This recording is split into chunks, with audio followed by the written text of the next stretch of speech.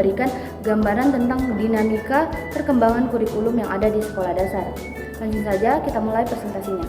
Nah, pada kesempatan kali ini kami akan mempresentasikan tentang landasan dan evolusi kurikulum. Dan di sini saya akan membahas yang pertama itu landasan filosofis pengembangan kurikulum dan perkembangan kurikulum di Indonesia. Nah, kurikulum harus memiliki landasan yang kuat karena dari sinilah arah dan mindset pendidikan terbentuk. Nah, perkembangan kurikulum tidak boleh meniru sistem negara lain, tetapi berangkat dari tiga landasan utama. Yang pertama itu filosofis, psikologis, dan sosiologis. Nah, menurut S. Nasution 2006, dimensi kefilsafatan penting karena menentukan arah dan nilai dasar pendidikan.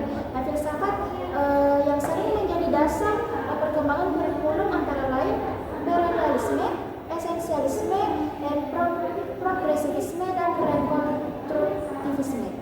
Kurikulum Merdeka di SD Negeri 62 Impres Sulawesi didasarkan pada filsafat Pancasila yang diwujudkan melalui profil pelajar Pancasila atau lebih sering dikenal dengan P5.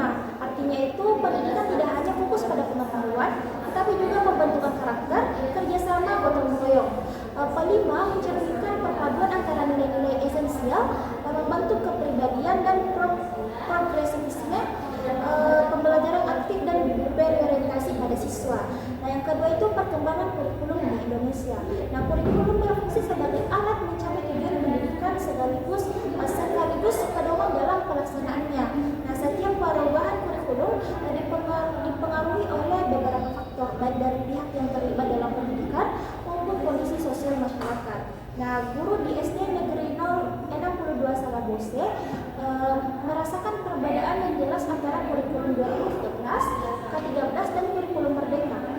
K13 menggunakan pendekatan tematik, sedangkan kurikulum Merdeka lebih fleksibel, berfokus pada capaian belajar serta penguatan penerima.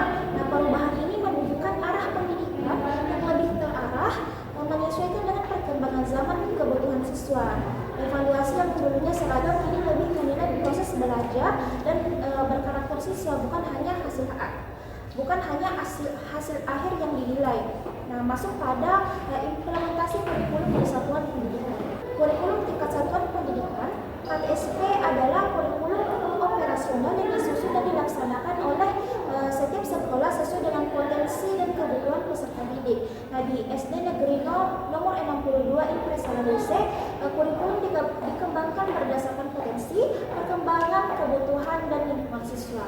Nah, kegiatan belajar mengutamakan pembelajaran bermakna di mana siswa aktif menemukan pengetahuan melalui pengalaman langsung.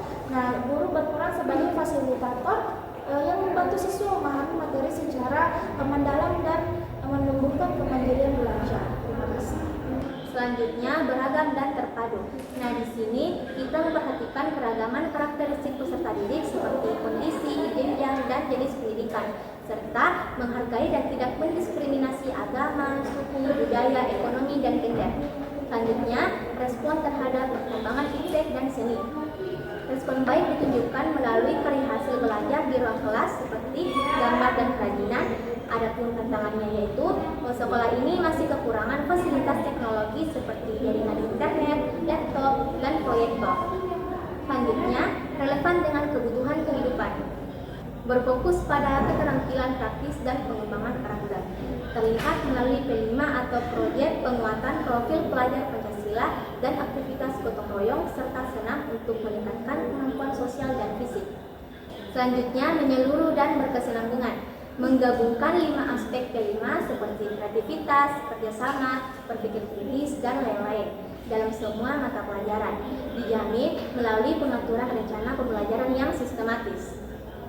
Selanjutnya, belajar sepanjang hayat, mendukung pembelajaran berkelanjutan, metode aktif, dan berfokus pada siswa. Penanaman nilai-nilai P5 secara khusus membentuk peserta didik berinisiatif dan mandiri.